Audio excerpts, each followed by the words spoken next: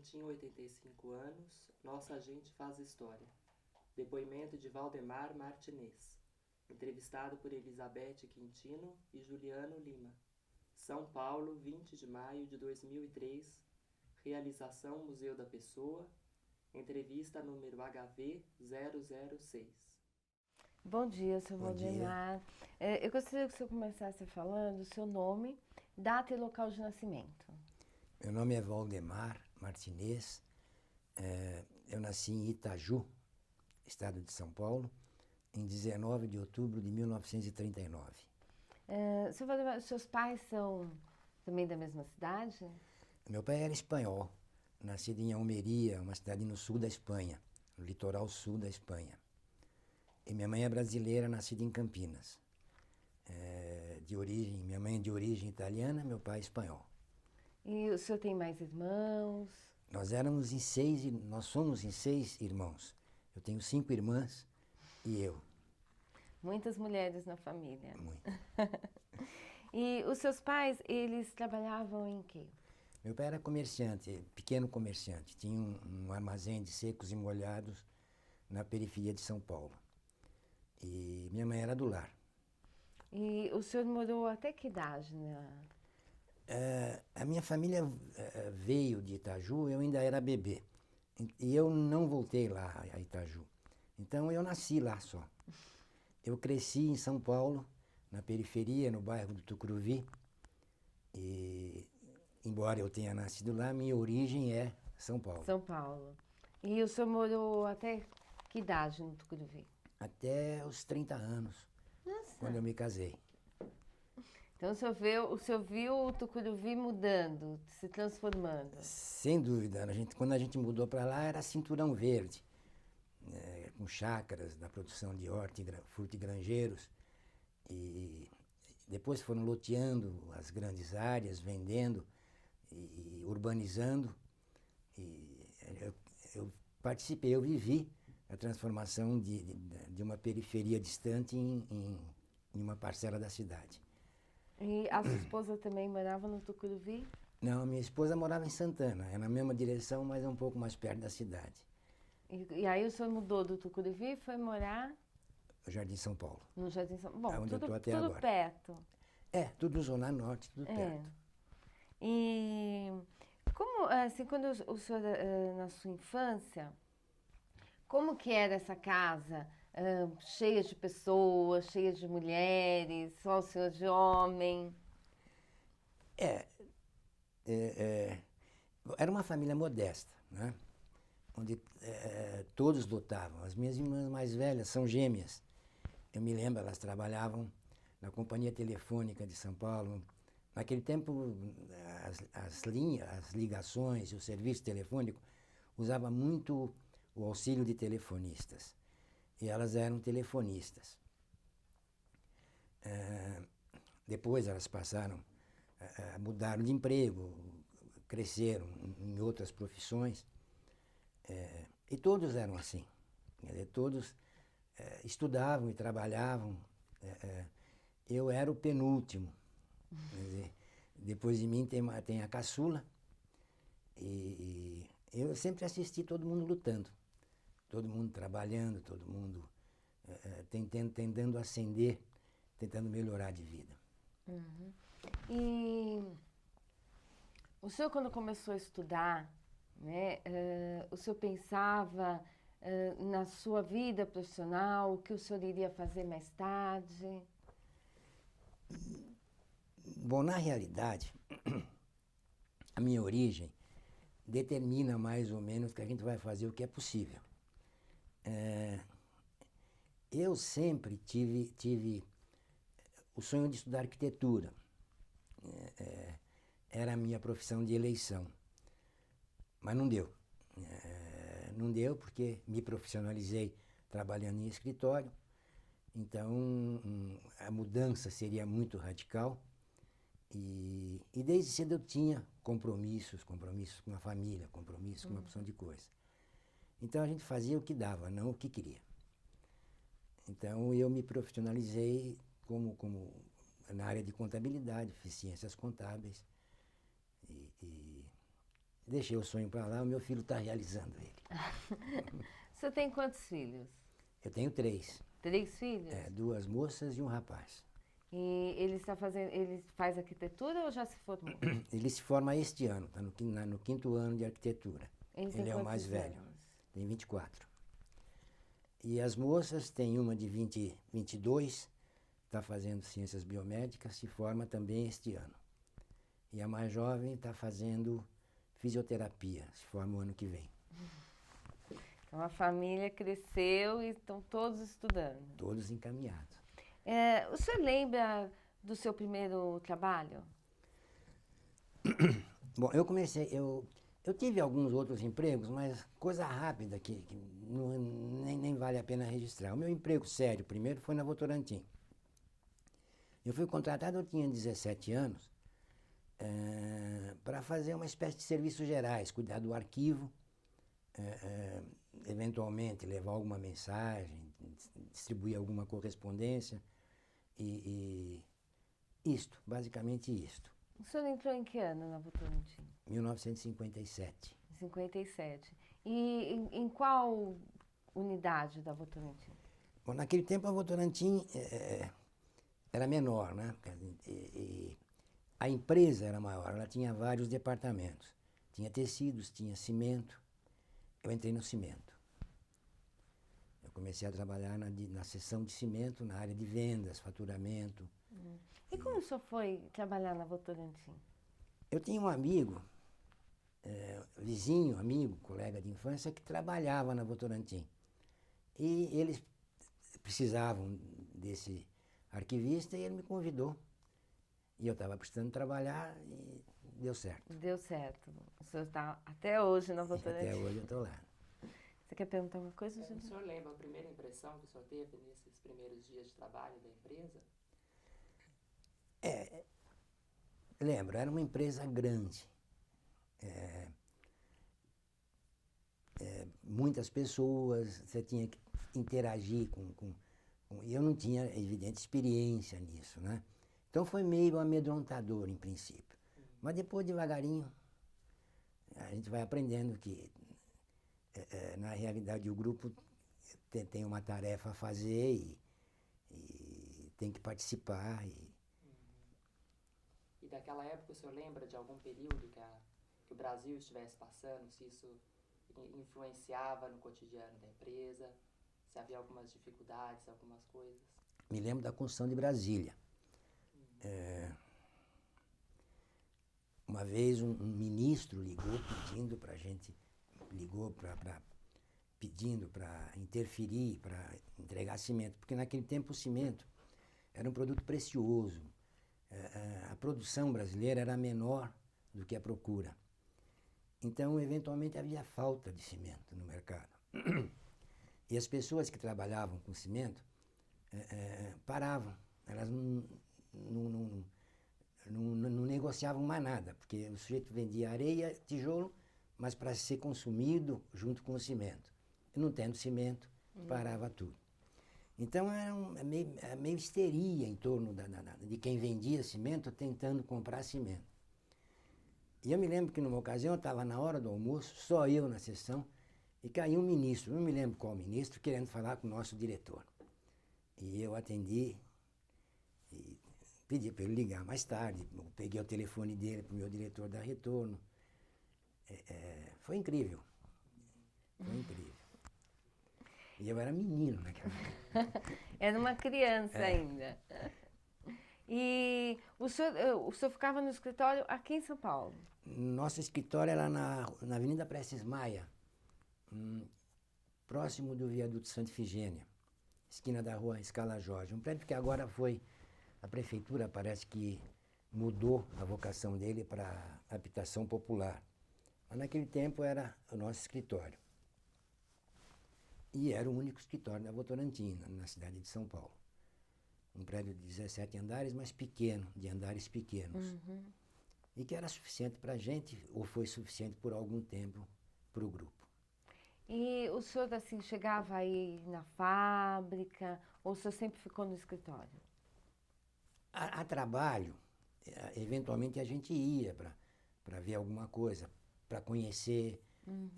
Aqui na rua Conselheiro Brotero, nós tivemos uma fábrica de pregos. E numa época eu trabalhei nas vendas desses pregos, na área que vendia esses pregos. Então eu via muito aqui na Conselheiro Brotero para ver como é que estava o andamento das entregas, como é que estava o funcionamento, e via a fábrica funcionar. Mas trabalhar nela nunca, quer dizer, a gente trabalhava para ela. Mas aí era fábrica de pregos? De pregos. Eu não sabia que a Votorantim tinha sido uma fábrica de pregos. Nós tivemos muitas coisas. Assim, o que o senhor lembra que hoje a Votorantim não trabalha mais? Quando eu entrei, a Votorantim estava desativando uma área que fabricava sabão e óleo comestível, óleo de cozinha, feitos de caroço de algodão. Era sabão peri e óleo poti, se eu estou bem lembrado. Óleo poti e sabão peri. E eu já conhecia esses produtos, porque meu pai, como eu disse, tinha um pequeno armazém de secos e molhados. E ele vendia esses produtos. Então eu já tinha a Votorantim, inclusive eles fizeram uma vez uma promoção, e quem achasse uma moedinha de metal dentro da barra de sabão ganhava um prêmio, que era um corte de tecidos. E minha mãe ganhou. E eu tinha vindo receber nesse escritório, tinha vindo receber o prêmio nesse escritório, depois eu vinha trabalhar alguns meses depois. Quer dizer, foi muito interessante. Esses produtos acabaram na ocasião em que eu entrei, por volta do ano de 57. Mas a Votorantim continuou trabalhando com fiação de algodão e tecelagem de tecidos. Agora não trabalha mais, né? Há coisa de uns 10 anos, talvez um pouco mais, eles se desfizeram dessa fábrica. Que é da Santa Helena, essa? Não, era a fábrica de tecidos Votorantim. Ela é no município de Votorantim e foi a primeira fábrica do grupo. Na realidade, o grupo começou a produzir tecidos. Depois é que eles fizeram a produção de cimento e cal. Quer dizer, o primeiro produto do grupo foi tecido. A fábrica ainda existe, mas é tocada por terceiros agora. Ela foi arrendada. Está lá em Votorantim, outro dia eu fui lá ver, passei na frente, ela está lá.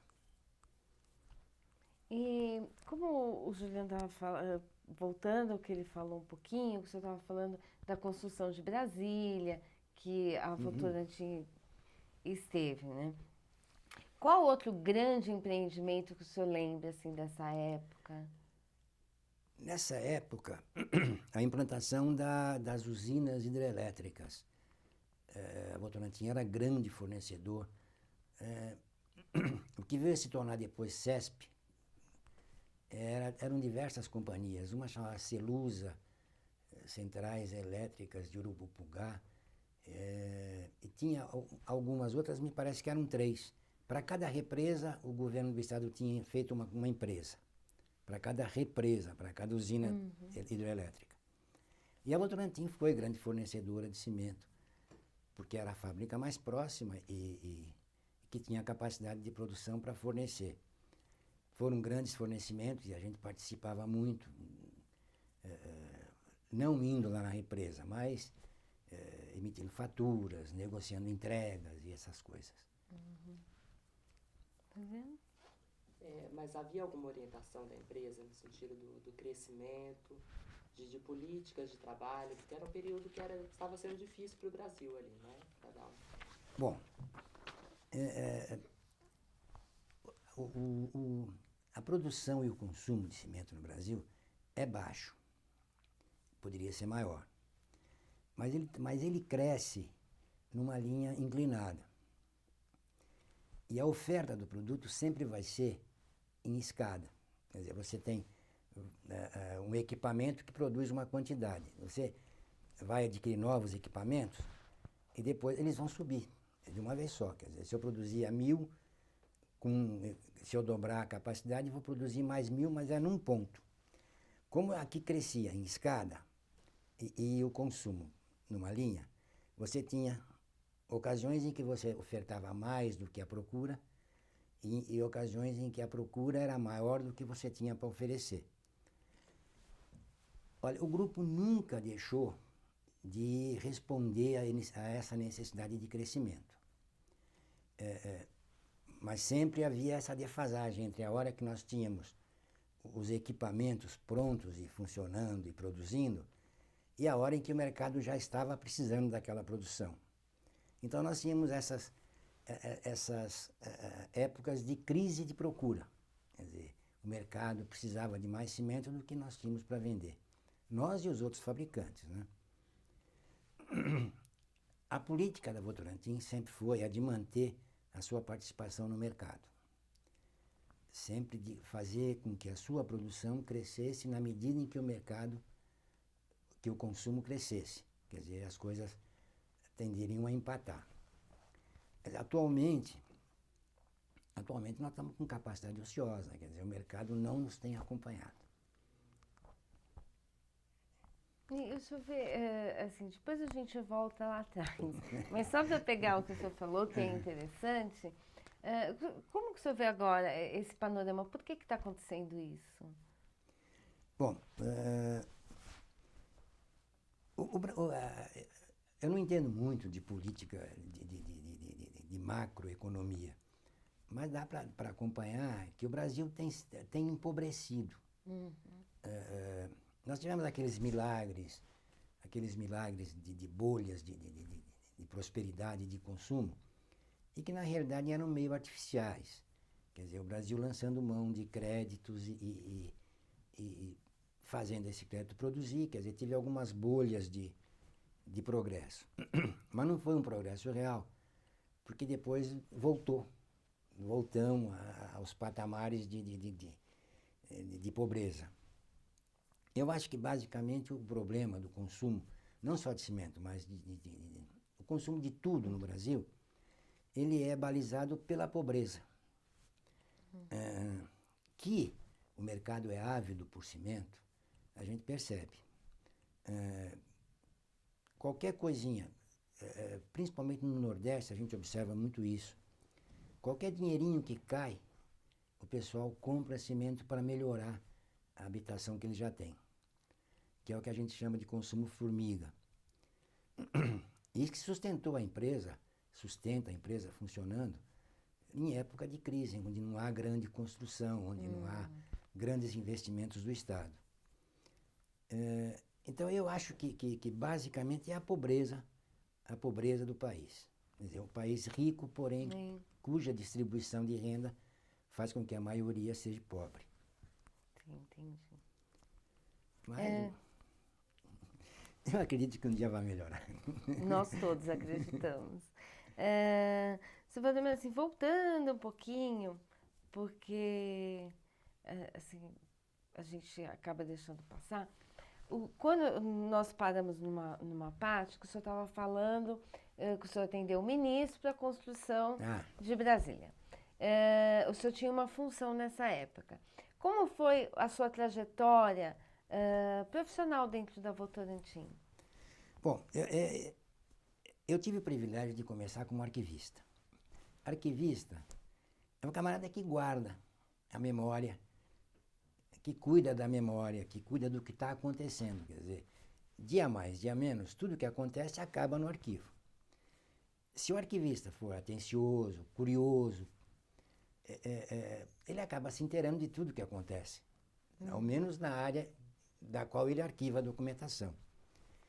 E foi a minha grande escola. Eu aprendi a redigir, porque eu lia a correspondência, as nossas, as respostas, as que vinham de fora, e me preocupava em ver estilo, me preocupava em ver a forma de escrever, aprendi a redigir quase que assim.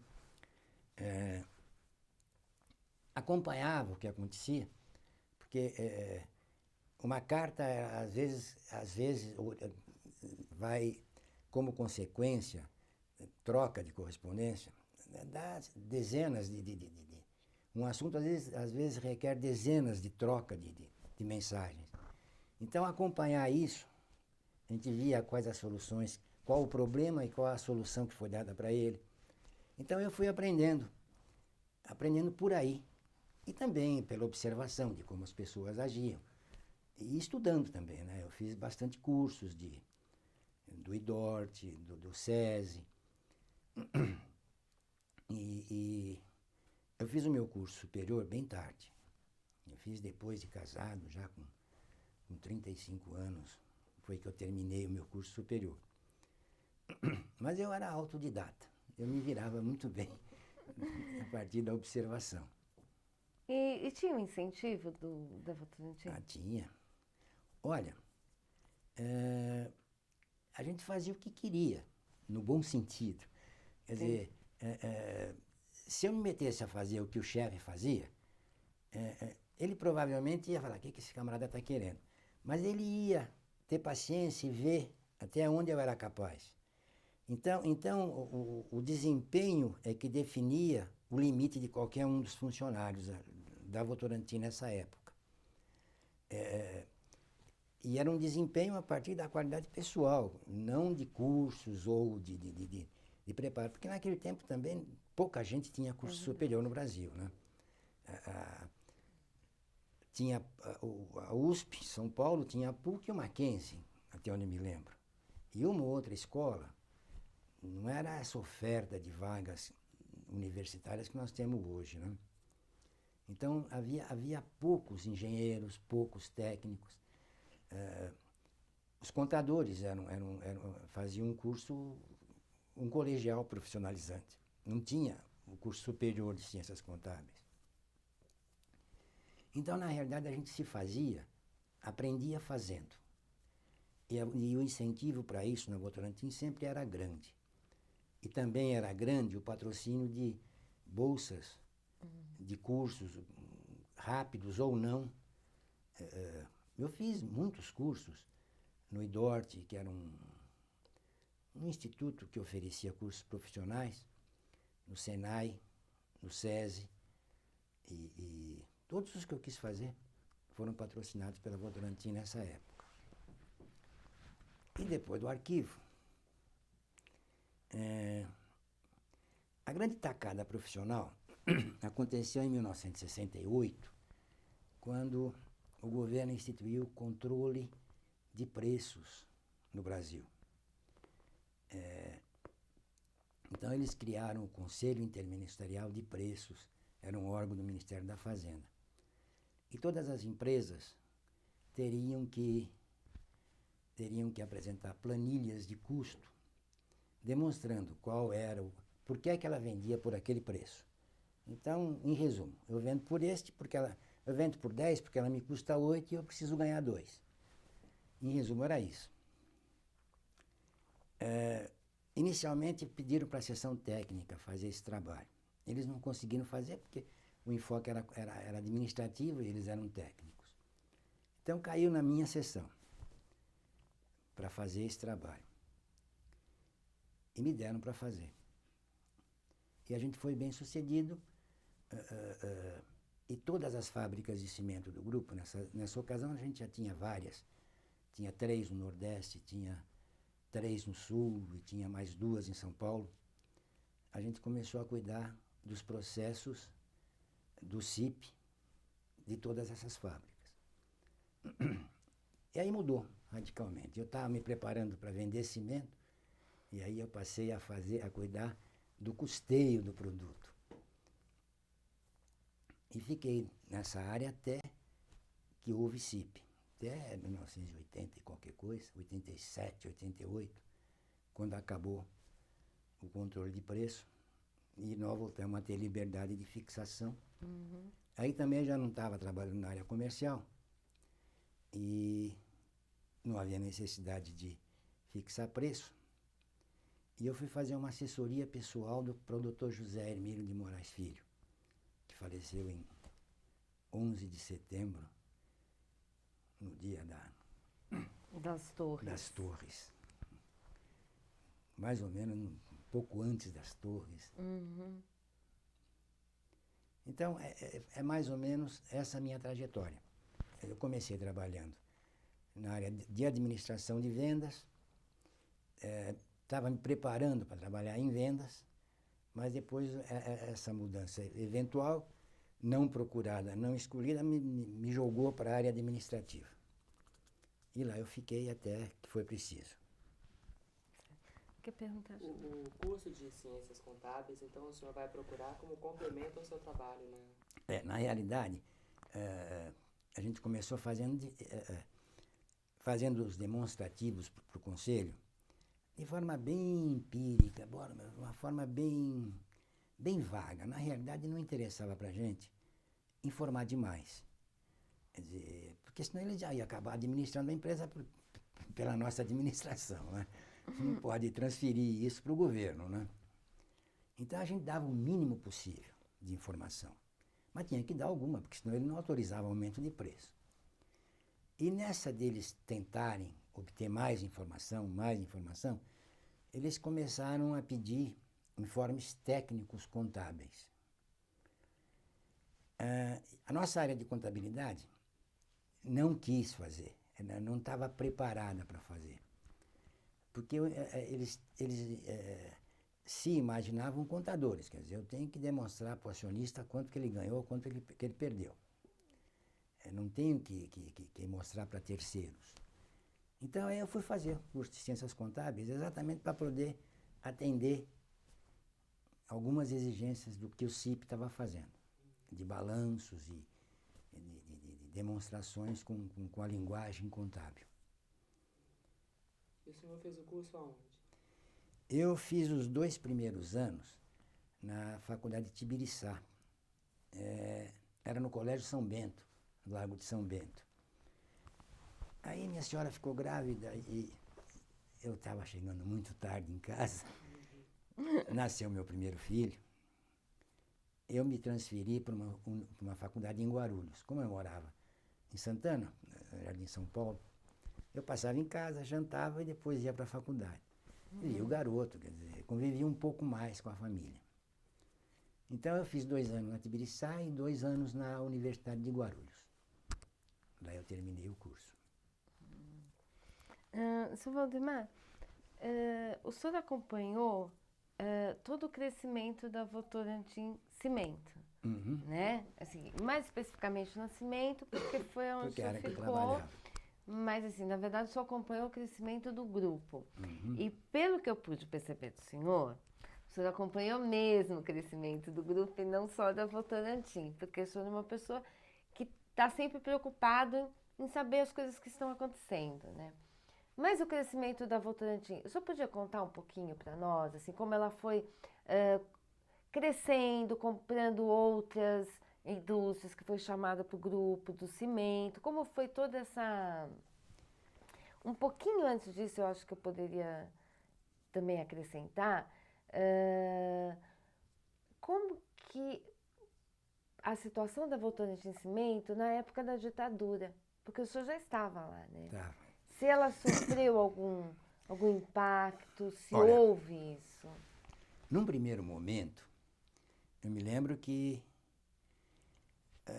o nosso chefe maior era o senador José Hermílio de Moraes. E o senador tinha entrado para a política pelas mãos do Miguel Arraes, que era um governador de esquerda que tinha em Pernambuco. E que ainda está lá hoje, o Miguel Arraes, foi governador até outro dia. Bom, isso, de certa forma, rotulou a empresa como uma empresa que deixava os homens perplexos. Como é que pode um dos grandes empresários brasileiros se unir à esquerda? E naquele tempo a coisa era mesmo de Guerra Fria. Algumas tolices, o Stanislau Ponte Preta fotografou a ocasião com brilhantismo, falando como é festival de besteira que assola o país. Senhoras começavam a reclamar porque um determinado colégio usava uniforme vermelho, e o vermelho é comunista. Quer dizer, algumas coisas tolas, idiotas. Bom, e o nosso senador era um homem de esquerda, politicamente de esquerda. E enturmado com Miguel Arraes, eleito pelo PTB, quer dizer. E eles levaram o nosso computador lá para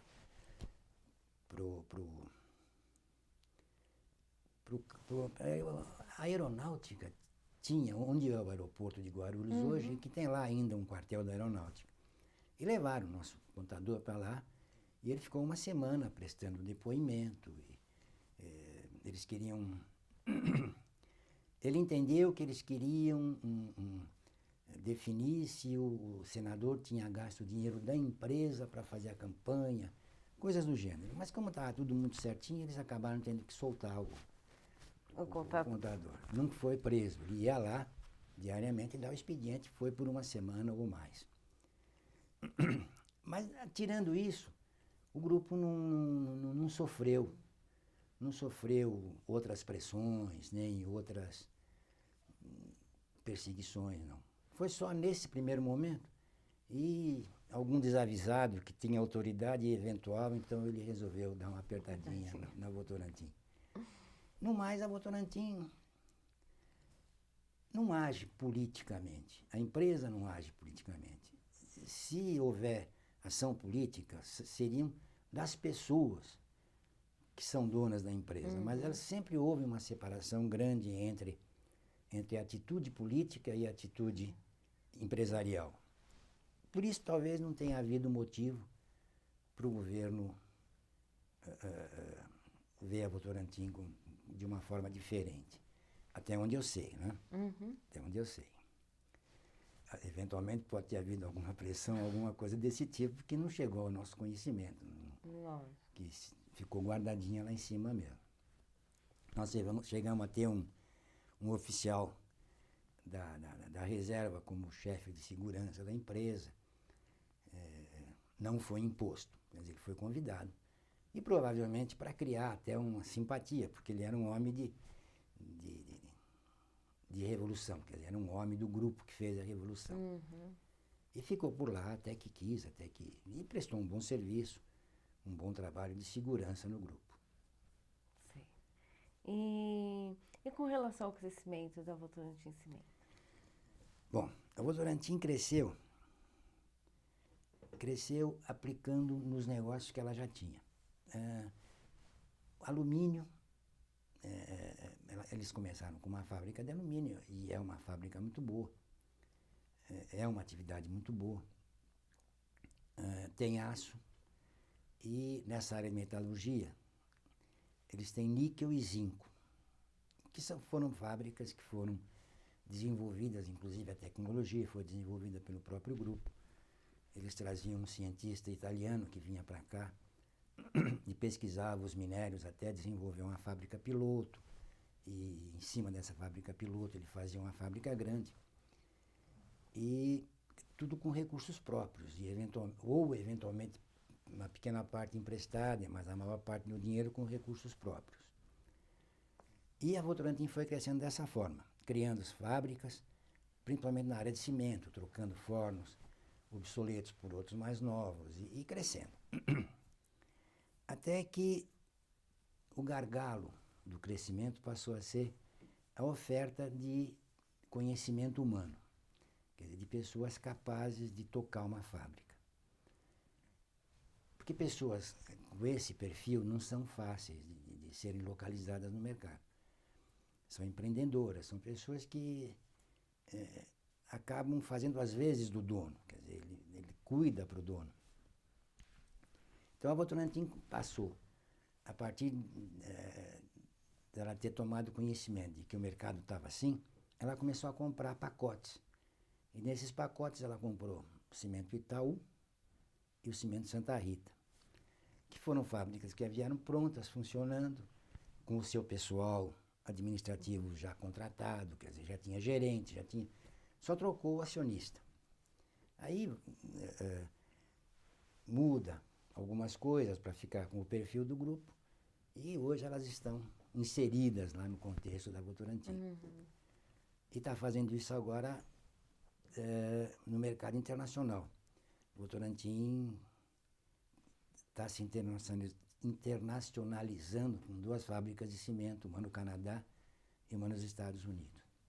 Mas disso eu conheço pouco, porque está acontecendo agora e eu estou em outra área. Quer perguntar, Juliana? Mas tem uma diversificação maior também para outras áreas, não tem? Olha, Diversificação não é bem a palavra. Tem diminuído a diversificação.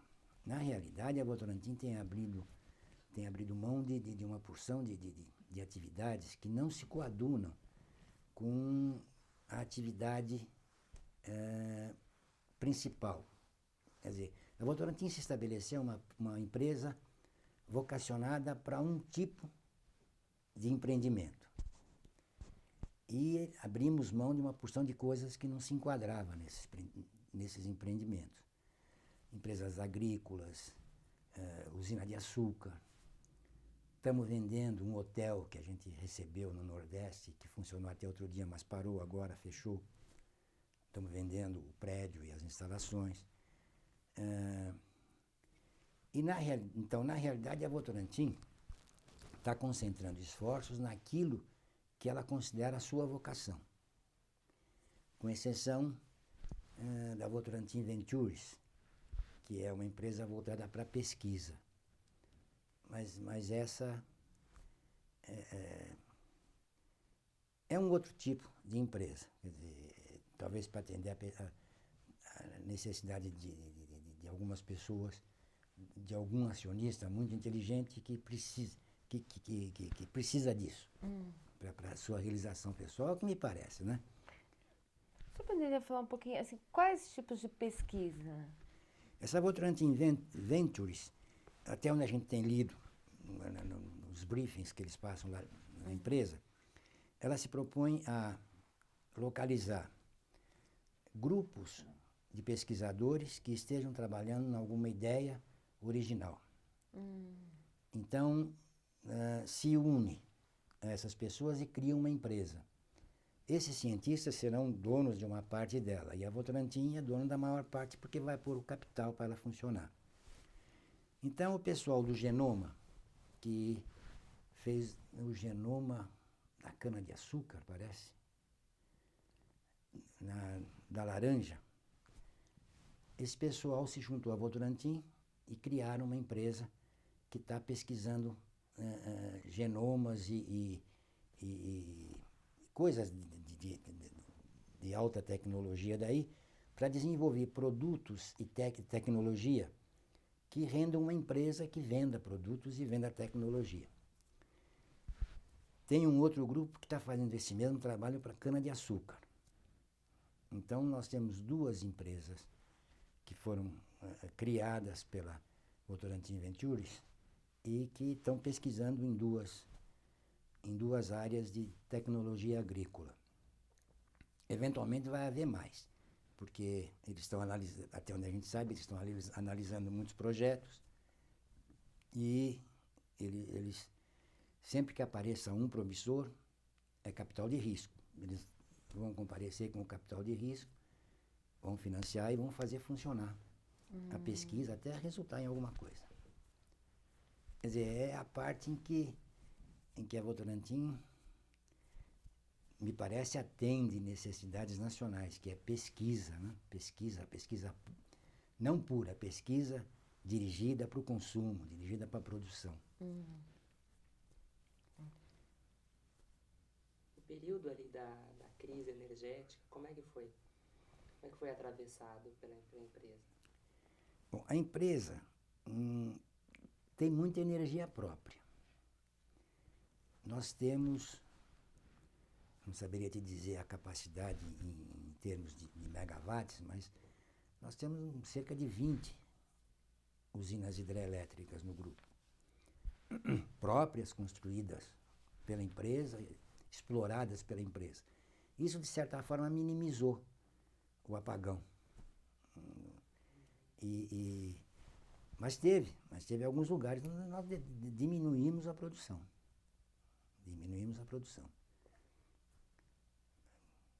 Mas nada que fosse muito grave, muito sério. É sempre desagradável você produzir menos do que você pode, né? Mas o grupo não sentiu demais, não. Não sentiu demais. Me ocorreu agora a sua falando, quando ocorre que da empresa produzir menos do que ela poderia, né, do que ela conseguiria, como que fica essa relação Com os funcionários, assim, a Votorantim tem uma política de mantê-los ou ela tem uma política de, quando acontece isso, dispensar algumas áreas? Não, quando é eventual, como o apagão, não resulta em nada. Simplesmente ela mantém o pessoal todo. A Votorantim diminuiu muito a necessidade de mão de obra. Uma fábrica que tinha 1.500 funcionários, hoje ela funciona com menos, bem menos do que isso, qualquer coisa com 700, 800. Porque a tecnologia incorporou ao funcionamento da fábrica conquistas modernas, como computação, como chips. Quer dizer, basicamente o funcionamento é computadorizado de uma fábrica de cimento. Então é muito menos gente, né?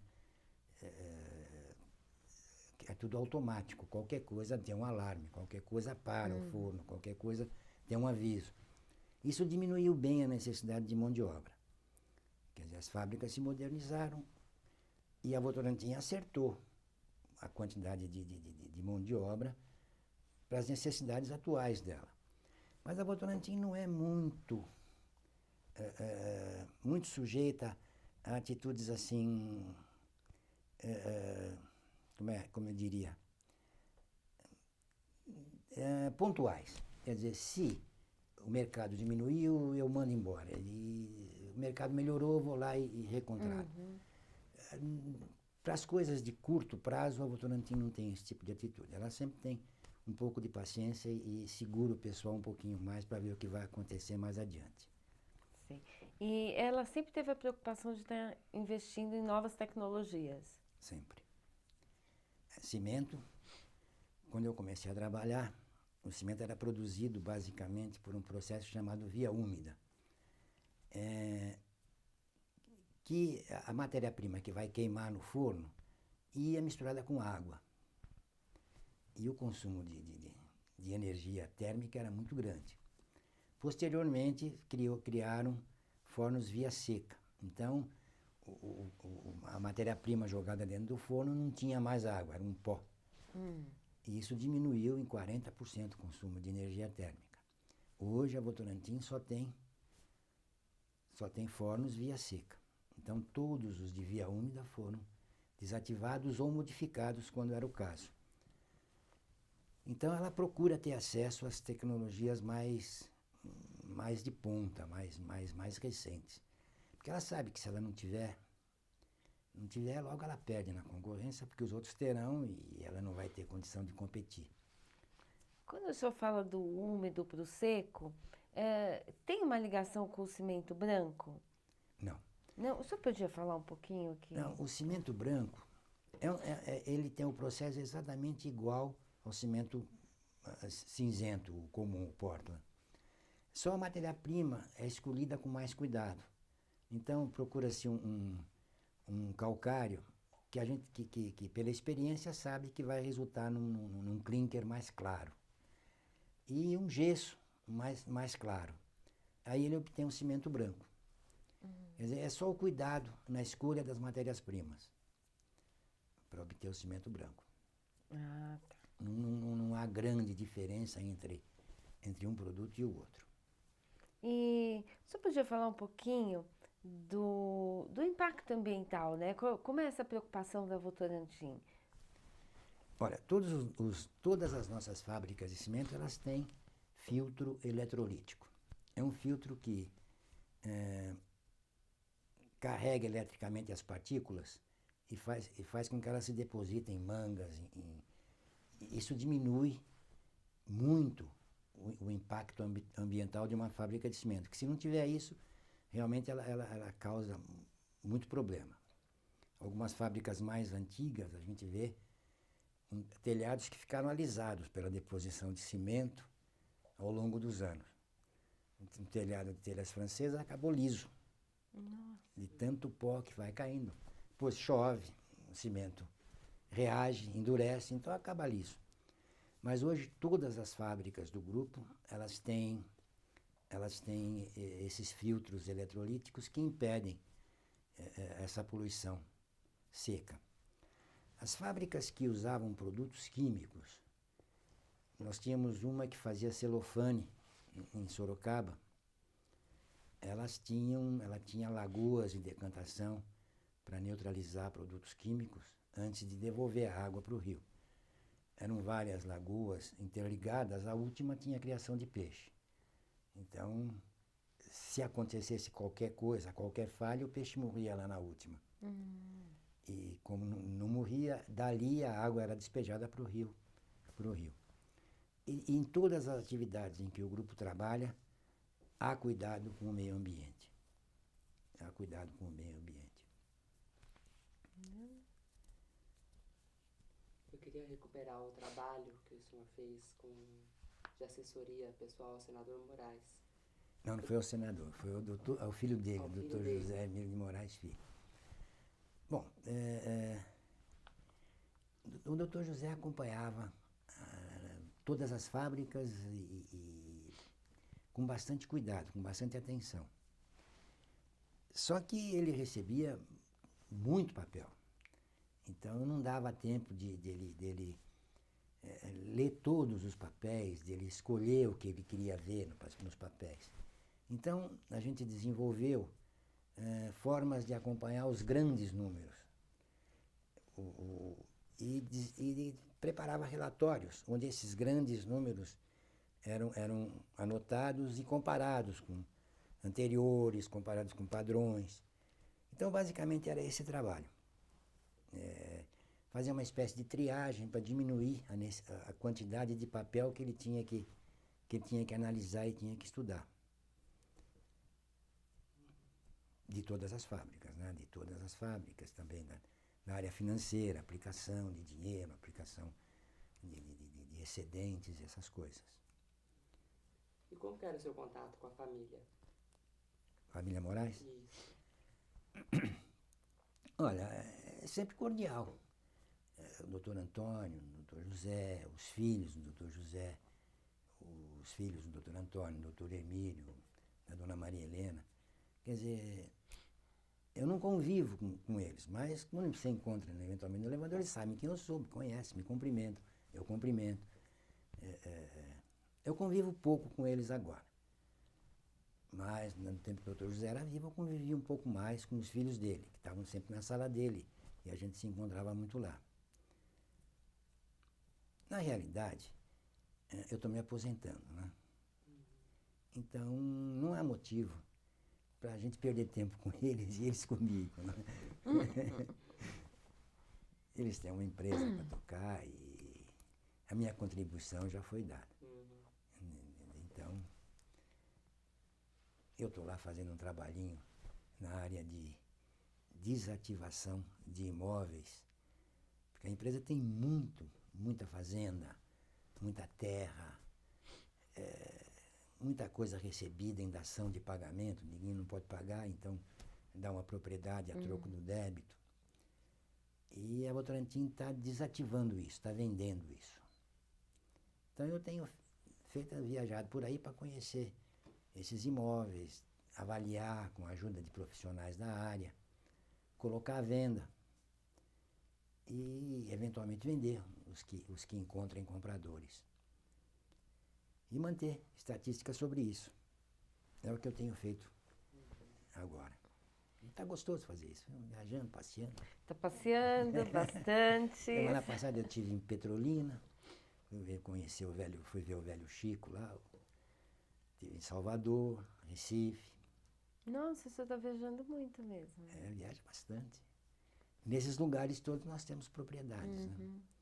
Tem propriedades para vender ou para usar ou para qualquer coisa. Retomando um pouquinho o cimento, você acha que a Votorantim Cimento, né, ela é uma referência para a indústria brasileira? Não só para a brasileira, para a internacional. Essas fábricas compradas no exterior, está sendo para eles, os administradores dessas fábricas, um impacto. A comparação entre as performances de necessidade de funcionário deles com as nossas. Tanto que eles vêm para cá para ver como é que nós conseguimos administrar uma fábrica igual a deles com um número de funcionários tão menor. Então é uma referência. A forma da Votorantim administrar é uma referência. E o pessoal tem, inclusive, usado como referência. Eu me lembro que no tempo que a gente controlava preço, nós funcionávamos em relação às outras empresas como uma espécie de mestres, né? Quer dizer, a gente tinha reuniões onde a gente falava da nossa experiência e transmitia para eles formas de demonstrar que eram mais eficientes e que funcionavam melhor naquela ocasião. Agora não deve estar havendo isso, porque agora são concorrentes, não faz sentido a gente ensinar para eles como é que, o pulo do gato, né? Mas pode ser considerado sim como referência. Não só o cimento, qualquer das atividades do grupo pode ser considerado hoje como referência. Quer dizer, são administradas com a quantidade ideal de pessoas, nem mais nem menos do que o necessário. E você acha que não só o Votorantim Cimento, podemos falar do grupo, ele tem um peso, uma contribuição para a economia do país? Ah, tem. Eu não saberia quantificar no PIB do país quanto representa a Votorantim. Precisaria estudar para ver. Mas não é muito depois da vírgula, não. Talvez até antes da vírgula, viu? Talvez até um número inteiro. Seja a participação do grupo inteiro no PIB do brasileiro. Nós temos 45%, 45% do mercado nacional de cimento. Mas como nós não estamos em todos os mercados, em algum nós temos que ter 70%. O mercado de São Paulo, acredito que a participação da Votorantim hoje é de 70%, ou alguma coisa próximo disso. 45% de todo o cimento que se vende no Brasil é muito cimento. Alumínio. O fato da gente ter usinas hidrelétricas, eu acredito que o nosso alumínio deve ter uma diferença de custo em relação a qualquer outro alumínio do mundo muito grande. Eu não conheço os números de alumínio, porque esses números, na realidade, são do Antônio Hermílio e eu acredito que ele não divide eles com muita gente. Mas, pela minha experiência em outras áreas e pelo que eu vejo, o alumínio deve ser, no mínimo, 10% mais barato que qualquer outro. Pelo fato de ter energia própria, e a energia no alumínio é o principal insumo de fabricação. Então, nós podemos considerar o jeito Votorantim de administrar um jeito que pode ser seguido por qualquer um, viu? Que pode ser imitado com vantagem por qualquer um que conheça essa maneira de administrar. O senhor acha que essa forma de administrar é que faz com que o grupo tenha crescido tanto? Sem dúvida. Sem dúvida. Se antecipa ao mercado, procura crescer junto com o mercado, de forma que sempre ofereça a quantidade que o mercado precisa, reinveste todos os lucros, principalmente, e isso é extremamente importante. Nós vemos entre empresários brasileiros muita empresa pobre e cujo empresário é rico. Na Votorantim não acontece isso, né? Na Votorantim os dois são ricos. Quer dizer, a empresa é rica e o acionista é rico. Então, eu acho que é uma empresa positiva por esse lado para a economia brasileira. Ela é muito bem administrada, isso é bom, porque, como eu vejo, soa meio socialista, mas não é. Na realidade, todas as empresas que funcionam no Brasil é um patrimônio do país. Quer dizer, o dono dela é o acionista dela. Mas o cimento que a Votorantim produz é um cimento necessário para o país todo, para o consumidor brasileiro de cimento. Da mesma forma o alumínio, da mesma forma os automóveis que os outros fabricam. Então, na medida que isso é um patrimônio, que tem um dono, mas que, em última análise, é um patrimônio do país, administrar bem esse patrimônio me parece que é altamente patriótico. Quer dizer, independente de crescer e enriquecer pessoalmente, me parece positivo e patriótico. Você quer perguntar? Não? Voltando um pouquinho quando o senhor falou das empresas, né? Das duas que foram compradas Uhum. fora do país, né? Pela Votorantim. Isso aconteceu em que momento, assim? Ela sentiu a necessidade de ir para fora, crescer os negócios? Olha, eu não saberia dizer exatamente qual é o principal argumento, o principal motivo. Mas me parece que quem detém 45% de um mercado num país começa a correr risco de parecer monopolista ou oligopolista. Né? Então, crescer em cimento, por exemplo, no Brasil, é difícil. Porque comprar outras empresas, eventualmente o CAD não vai permitir. Montar novas empresas, temos o gargalo de conseguir pessoal habilitado para tocar uma fábrica nova. Quer dizer, quem é capaz de fazer isso já está empregado. Quer dizer, então, para crescer no cimento, por exemplo, no Brasil, nós teríamos que comprar outras empresas. E comprar também é fora de cogitação, porque comprar novas empresas vai aumentar o nosso poder e a nossa participação no mercado. Isso pode ser que o CAD não autorize. Pode ser não, acredito que não autorize mesmo. Então, a alternativa é crescer fora. Por outro lado, crescer fora, independente disso, é muito bom, quer dizer, internacionalizar uma empresa, um grupo de empresas, é muito bom. E quais, aqui dentro, né? Voltando para o nosso país, quais são os maiores consumidores de cimento? Hoje, não seriam bem consumidores, seriam intermediários, são as concreteiras. Quer dizer, ele de certa forma é um distribuidor nosso, é um canal de distribuição. Ele compra o cimento da gente, mistura e vende para as obras. Esses seriam os maiores. E os atacadistas, eu estou meio desinformado, porque eu já estou fora do cimento há bastante tempo, então nome de empresas eu não saberia citar. Mas me parece que o maior consumidor é a concreteira, que na realidade não consome cimento, ela comercializa o nosso cimento. E empresas que constroem para o serviço público, embora esteja meio parado, né? Mas constroem para o DR, estradas, essas coisas. Represas são grandes consumidores, consomem muito cimento. Seriam basicamente esses o...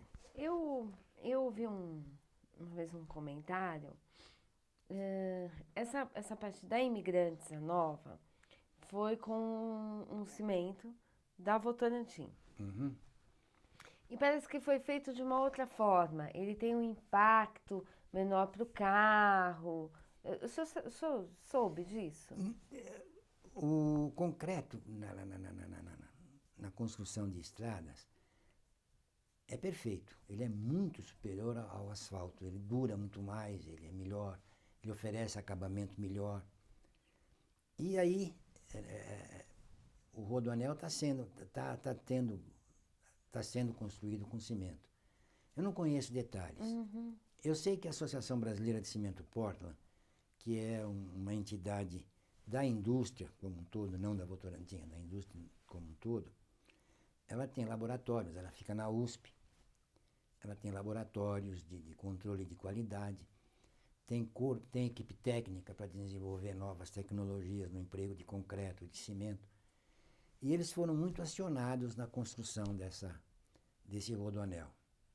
Eles devem ter participado do convencimento para o rodoanel adotar a construção com concreto. E depois o Mário Covas, que foi o grande artífice dessa estrada, era engenheiro, né? É verdade. Eles sabem tão bem quanto o fabricante qual é a diferença entre uma coisa e outra.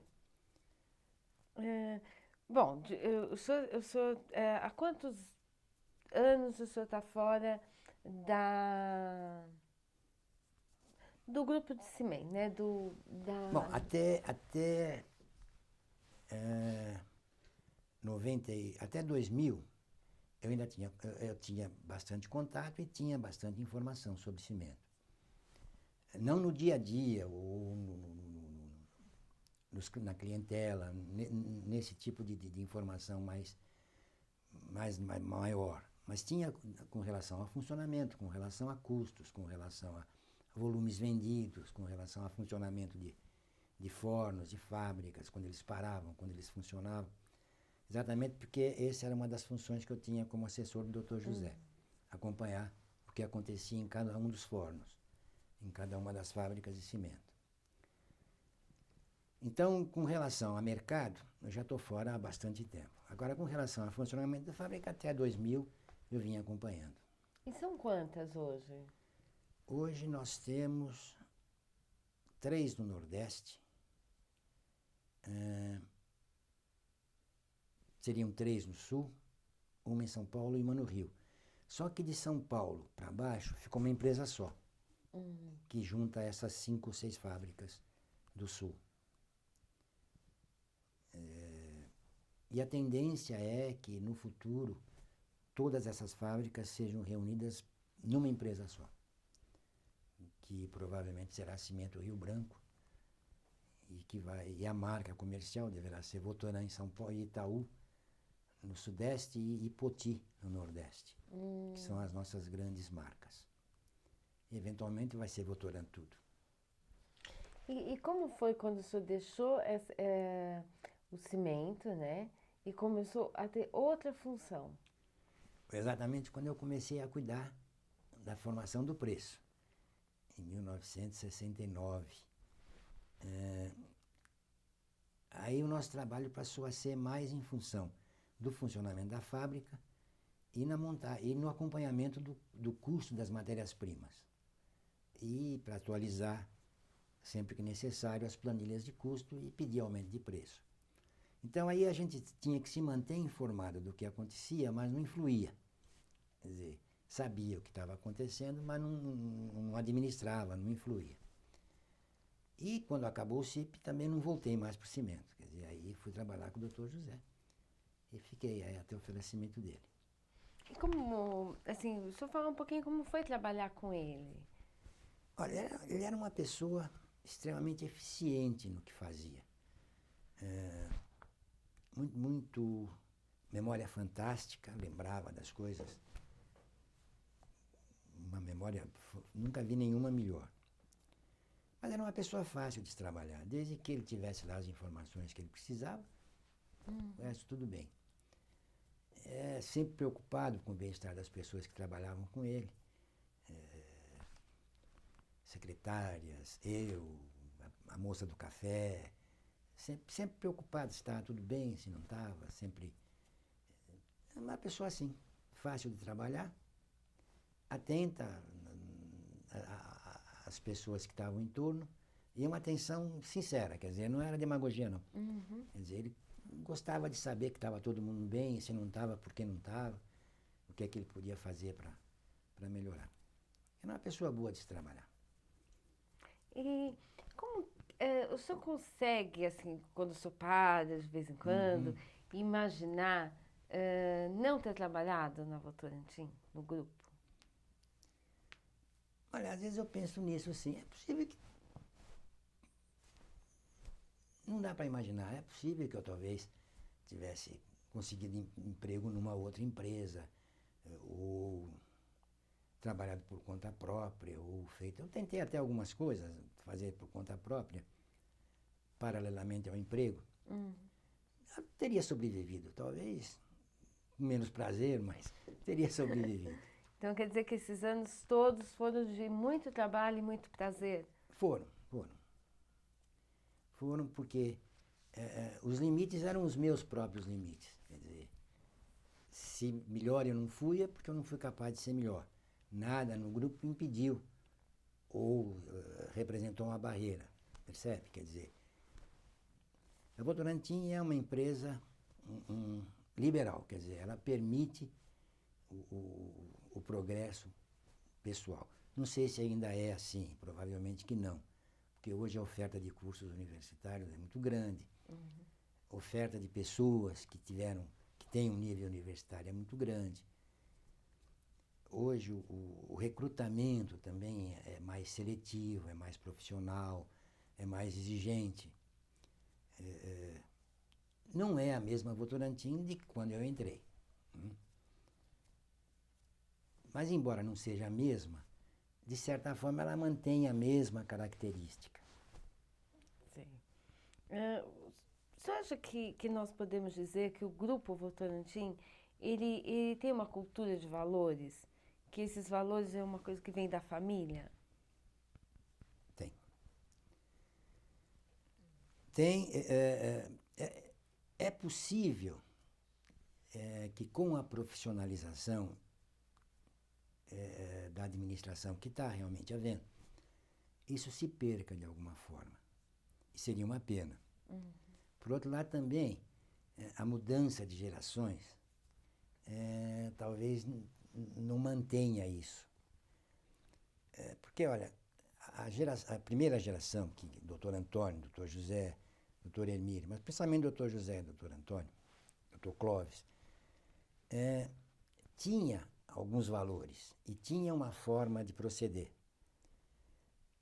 que envolvia contato humano com todas as pessoas que trabalhavam, que envolvia uma predisposição para ajudar no progresso, ou para permitir o progresso de cada um, que hoje já não é possível, pela grande quantidade de funcionários que tem, pela profissionalização. Quer dizer, hoje, a geração que comanda hoje são acionistas que conhecem o seu gerente geral, conhecem a diretoria que atende esse gerente geral, mas já não desce nos níveis menores, porque nem tem tempo, porque é muita gente, porque estão longe.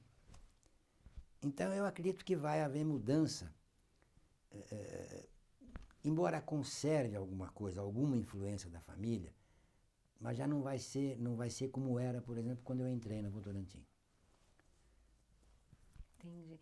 E como é e como o senhor vê a atuação do Grupo Votorantim na área social? Olha, a Votorantim tem verbas de doação dos seus produtos. Eu sei que se doa muito cimento para entidades de ajuda, para igrejas, para creches, para esse tipo de coisa. E as outras empresas também fazem isso, no país inteiro. Quer dizer, todo mundo tem uma verba no começo do exercício, dizendo quanto ele vai poder doar. E a Votorantim atende, procura ajudar muito aí. Mas a família, em termos pessoais, fazia melhor. Quer dizer, além dela contribuir financeiramente, ela contribuía com alguma coisa sem tamanho, que é com a capacidade administrativa. Já visto que, por exemplo, o doutor Antônio administra a Beneficência Portuguesa, um dos maiores hospitais do Brasil. O doutor José cuidava do Hospital do Câncer, da Fundação Antônio Prudente. Depois do falecimento dele, o filho dele assumiu a bandeira do hospital. No Nordeste, a família patrocina a ACD. Várias vezes a gente vai lá e o diretor administrativo saiu para entregar pessoalmente um caminhão de próteses ou cadeiras de roda ou coisas do gênero. O hospital é patrocinado e foi construído pela família lá no Nordeste. E em todo lugar onde a Votorantim se estabelece, ela comparece sempre que solicitada na contribuição de valores e de trabalho pessoal. De trabalho pessoal que me parece muito mais importante, né? Sim. O senhor acha que, agora que o senhor me falou isso, assim, voltei lá atrás, o senhor acha que isso está muito ligado, essa forma de olhar a sociedade, que o senador já tinha, essa ligação, não que ele fosse uma pessoa totalmente de esquerda, Mas que olhasse que o crescimento de uma empresa está muito ligado a um crescimento de um país e que passa por essa ação social. Você acha que... Eu acho que sim. Olha, conta-se no folclore da empresa que o sogro do senador, que foi o sócio dele na fundação do grupo, não estou lembrando como é que ele chamava, ele foi para os Estados Unidos, se empregou como operário numa empresa, trabalhou por alguns meses, e aí ele pediu a conta e convidou a diretoria para um jantar num hotel mais importante da cidade. E devolveu o dinheiro que ele tinha ganho e disse, olha, eu trabalhei aqui porque eu queria aprender a forma como vocês administram uma empresa de sucesso. Porque eu vou voltar para o Brasil e vou empregar lá o que eu aprendi aqui. Dizem que é verdade isso. Então, me parece que a influência do modo de agir das empresas é meio americano. Dr. José e Dr. Antônio se formaram nos Estados Unidos. Eles foram para lá e fizeram os cursos superiores deles lá na escola, uma escola de Minas lá. Então eles receberam a influência americana naquela idade em que a gente é mais receptivo às influências, que é adolescência, um pouco mais que isso. Então a forma do grupo agir me parece muito, muito parecida com a forma americana.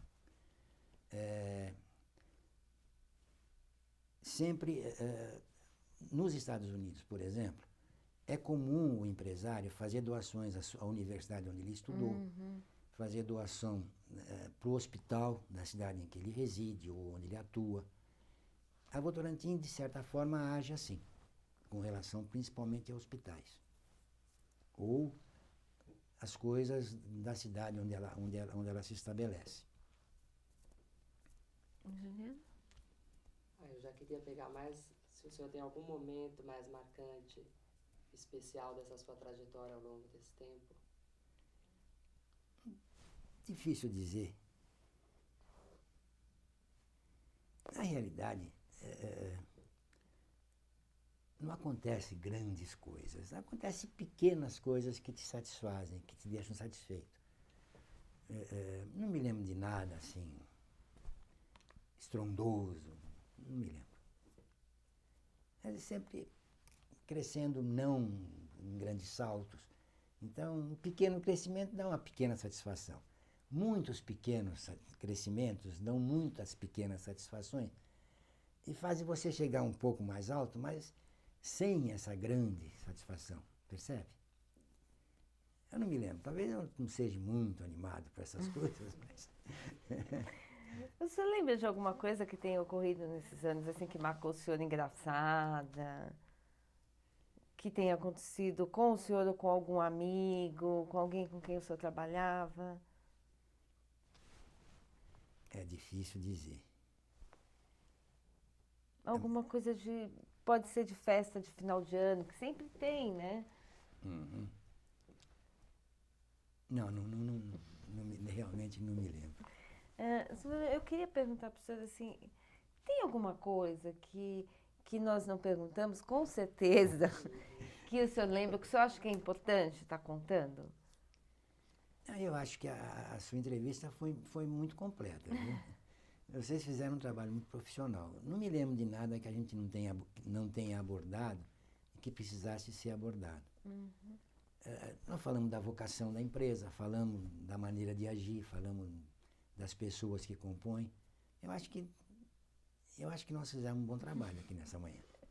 E como que o senhor vê esse projeto dos 85 anos? Eu acho importante. Eu temia que isso tivesse perdendo a importância. Algumas coisas que eventualmente eu faria de uma forma, mas que a família faz de outra. Então eu achava que talvez a coisa estava ficando muito profissional, estava ficando muito digamos, muito sem aquele apego, aquela... Muito impessoal. Isto. Exatamente a palavra. Mas isso demonstra que não é bem verdade. Quer dizer, na realidade, o grupo está preocupado em registrar suas raízes, em registrar as suas coisas, a sua história. Isso é importante. E eu pretendo mexer nos meus arquivos. Eu perdi muita coisa, porque eu mudei muito de andar, de sala, de prédio, de lugar. E cada mudança a gente acaba perdendo alguma coisa. Mas eu devo ter algumas coisas lá que me parecem importantes, que talvez valha a pena mandar para vocês. Eu vou fazer uma Seria procura ótimo. e encaminho aqui para vocês o que eu achar que seja conveniente. E como que o senhor se sente vindo dar o seu depoimento para Votorantim? Eu acho importante. Eu acho que o meu depoimento não é de uma pessoa que, por exemplo, chegou ao primeiro nível. Eu não cheguei à diretoria da Votorantim.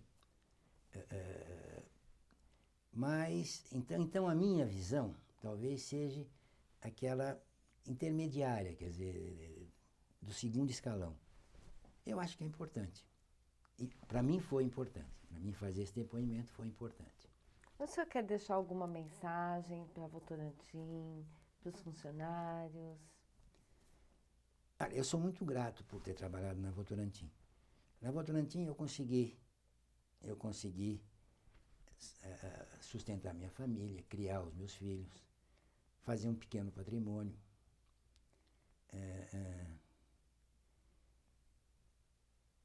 E eu acho que essa troca entre eu e a Votorantim, para mim foi extremamente valiosa, foi muito importante. Espero que a Votorantim esteja satisfeita com o que eu dei a troco. Eu acredito que sim, o senhor está aqui. Pelo menos nós, no Museu da Pessoa, queremos agradecer o senhor ter vindo. A Votorantim agradece por o senhor ter vindo dar seu depoimento. Sabemos o quanto o senhor é uma pessoa ocupada e o senhor tirou um tempo para vir aqui. Muito obrigada. E eu é quem agradeço. Muito obrigado mesmo.